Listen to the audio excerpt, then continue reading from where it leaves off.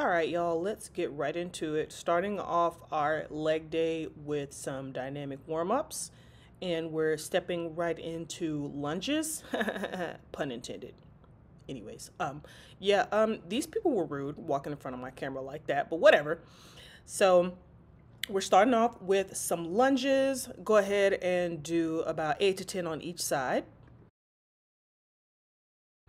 All right, and next we are getting right into some toe touches, swinging that leg back and forth as high as you can get it, just really stretching out and warming up those hamstrings.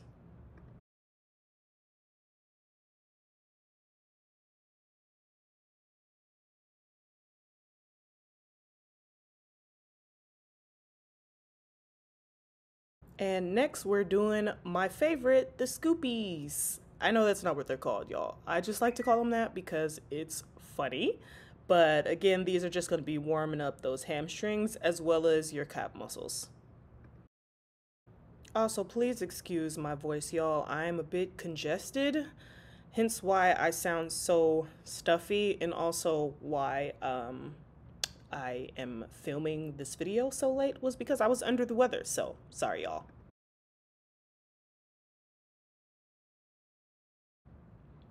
All right, and next we're going to be doing lateral lunges or side lunges.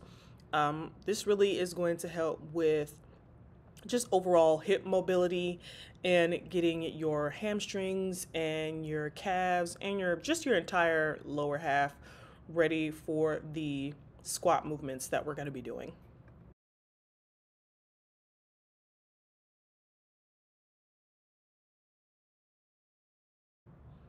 All right, so starting off with some hip abductors. These again are really just going to help activate the glutes because that is the main muscle that we're going to be working on today.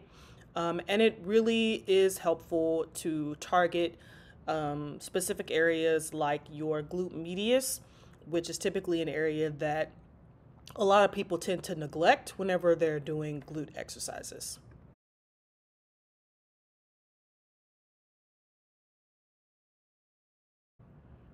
And with this first exercise, I did about 3 sets of 15 with a weight of about 130 for each set.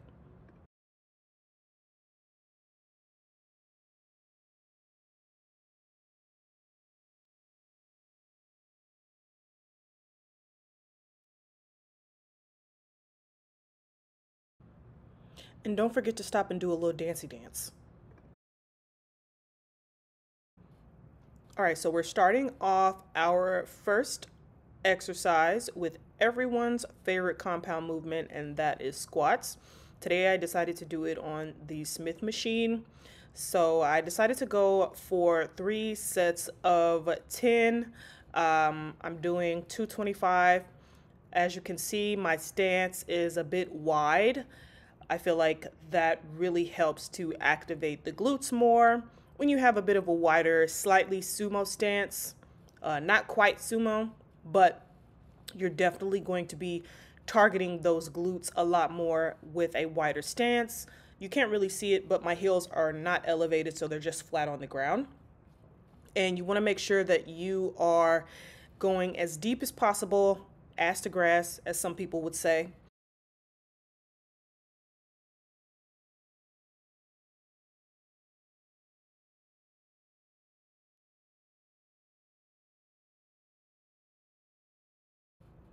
And guys, whenever I do compound movement exercises, I like to take at least a 2 to 3 minute rest period in between each set. Because as you know, whenever you are doing compound movements, you are exerting a lot of energy because you're using more than just one specific area of your body to complete the workout. So typically with compound movements, especially squats or RDLs or any sort of deadlift, not only are you using your legs, your glutes, but you're also using your core. So I'd say you're using about 75 to 80% of your body and your strength and energy to actually complete the exercise, which means that after each set, you're going to be a lot more tired. So make sure you are taking the appropriate amount of rest in between each set.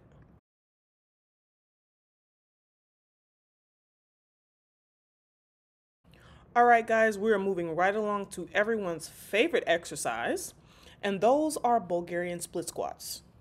I know you heard the sarcasm in my voice. No, everyone literally hates those because they feel like torture. And as you can see in the next clip, how I'm about to be questioning my entire life and existence. Because, girl, the pain. Look at me. There I am. Like, girl, why would you? Do you hate yourself? Anyways, no, we love ourselves. That's why we're doing these. So, if you aren't aware, there are two different ways to do Bulgarian split squats. The first is the way that I'm doing it. As you can see, I am leaned slightly forward. And when you are bent slightly forward, it's really going to target those glute muscles versus if your back is more straight up and down, it's going to target more of your quads. So since we're focusing on glutes today, you want to be lean slightly forward on this. Now you can also do this exercise on the Smith machine, but because I want to work on my core strength, I decided to just do it the old-fashioned way with some dumbbells. But whatever your preference is, guys.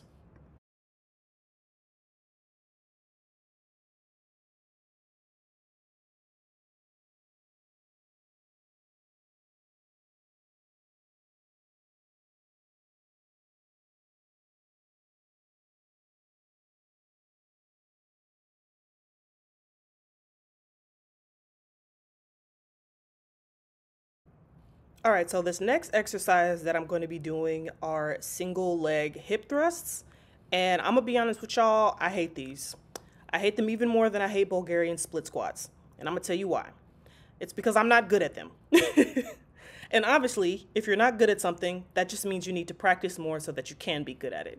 But I just wanted you guys to see me struggle so that you can know that even people who are more advanced, you know, gym goers, we still have things that we struggle with too. So if you find yourself maybe struggling or beating yourself up because you're not good at something, just know that we all have things that we struggle with, and all that means is that you need to practice more. So watch me struggle and hate myself for the rest of this set.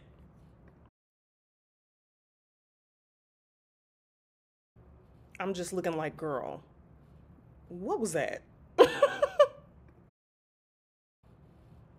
All right, so the very last exercise that we're going to be doing are just regular old hip thrusts, but we're going to be using both of our legs.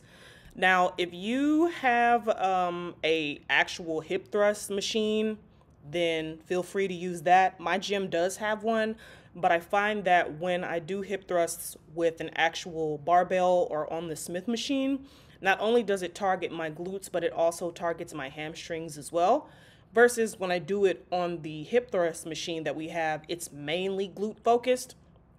So I wanted to kill two birds with one stone, so to speak, and not only target my glutes, but my hamstrings as well. And by the way, guys, if I didn't mention, with these, I'm doing 3 sets of 10 for single legs and regular hip thrusts.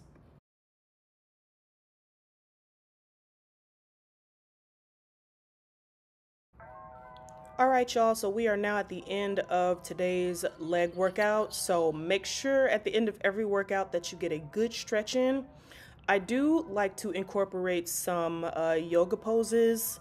Shout out to my friend Breezy for being my yoga instructor. But if you are a person who lifts weights, I mean, if you know, you know, yoga is such an incredible tool for people who do a lot of strength training and muscle building. And even if you don't, it's just really good for overall mobility and core strength, which is really important if you do lift weights. Core strength is like essential. But yeah, just watch me cool down and stretch and listen to some relaxing music while I do it.